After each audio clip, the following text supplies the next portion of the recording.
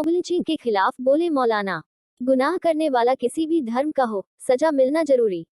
भीलवाड़ा कलेक्ट्री में भीलवाड़ा शहर काजी के नेतृत्व में विभिन्न समाज सेवी संगठनों व पार्षदों द्वारा मोब लिंचिंग के खिलाफ मुख्यमंत्री के नाम जिला कलेक्टर को ज्ञापन देकर मुख्यमंत्री से विगत 3 वर्षों से हो रही मोब लिंचिंग की घटनाओं को अंजाम देने वालों पर पुलिस महकमा त्वरित कार्रवाई करे तथा अपराधियों को किसी रूप में बख्शा नहीं जाए। मौलाना शहर काजी अशरफ जिलानी अजहरी ने बताया कि मोब लिंचिंग की जद में आया व्यक्ति चाहे किसी भी धर्म से संबद्धता रखता हो, कानून सबके लिए बराबर है, उसको न्याय मिलना चाहिए तथा अपराधियों को कड़ी से कड़ी सजा। कई दफा देखा गया है कि मोब लिंचिंग को सामाजिक व जातिवाद जो जोड़ा जाता रहा है,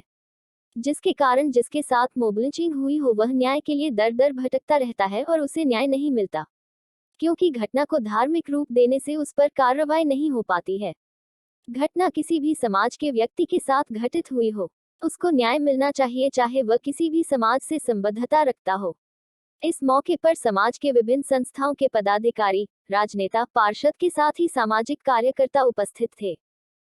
इस वक्त में हम लोग कलेक्ट्री में आए हुए हैं और हमारे यहाँ आने का मकसद ये है कि अभी चंद दिन पहले अजमेर शरीफ की सरजमीन पर एक गरीब भीख मांगने वाले पर जुल्म किया गया और दरअसल ये बात आज नई नहीं है, बल्कि अगर हम गौर करते हैं तो तकरीबन 2 से 3 साल का ज़माना ऐसा गुजरा है कि मुल्क के कोने कोने में इस तरह मोब लिंचिंग की शिकायत और सिचुएशन हमें नज़र आती है। लेकिन अफसोसनाक सूरत हाल ये है कि इस पूरे ज़माने में और ख़ास तौर पर तकरीबन 2 साल मुकम्मल होने के करीब हो रहे हैं कि कोरोना का ज़माना है, और इस पूरे कोरोना के ज़माने में आप देख लीजिए कि हर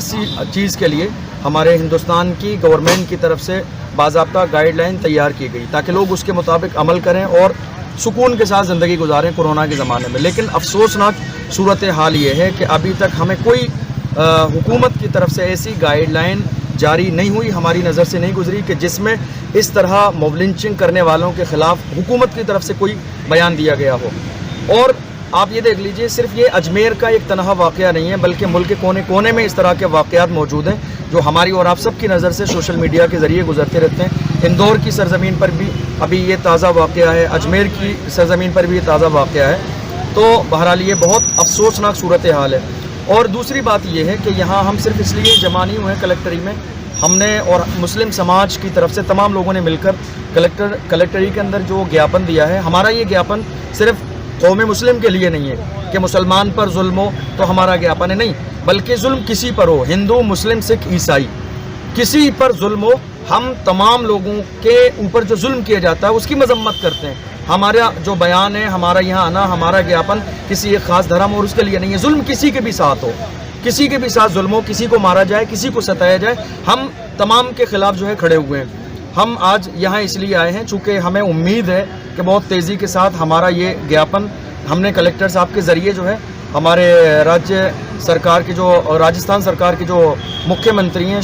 अशोक गहलोत जी, उन तक पहुँचाने की कोशिश की है। और हमें उम्मीद है कि बहुत तेज़ी के साथ इस पर एक्शन लिया जाएगा और जो मजलूम है उसे इंसाफ ज़रूर मिलेगा। और साथ ही साथ जो है हम पूरी कोशिश ये कर रहे हैं कि हमारे मुल्क के हालात बहुत ज़्यादा बेहतर हो जाएं, इसलिए कि अगर मुल्क के हालात बेहतर न हुए तो सूरत हाल बहुत ज़्यादा नाजुक हो जाएगी। चूँकि इस तरह के मामलात हर दिन सामने आ रहे हैं, तो हमारा हुकूमत से भी, चाहे वो राज्य सरकार हो, चाहे पूरे हिंदुस्तान का मामला हो, हमारी तो जो है इल्तिजा यही है, गुजारिश और रिक्वेस्ट यही है कि इस मामले पर हिंदुस्तान की हुकूमत बहुत तेज़ी के साथ कोई ना कोई फ़ैसला ज़रूर ले, ताकि जुल्म करने वालों को ये जहन में रहना चाहिए कि अगर हम किसी पर जुल्म करते हैं, किसी के साथ मोब लिंचिंग करते हैं, तो हमारा अंजाम क्या होगा। हालांकि ये अफसोसनाक सूरत हाल तो है इस वक्त में कि 2-3 साल के ज़माने में इतने सारे केस हमारे सामने हैं, लेकिन कोई भी बयान अभी तक हिंदुस्तान की गवर्नमेंट की तरफ से हमारे सामने नहीं आया। इस चीज़ का हमें दुख तो है, लेकिन कहीं ना कहीं हमें इस बात का बहुत तेज़ी के साथ अब इस वक्त में इंतज़ार तो है कि कहीं ना कहीं जो है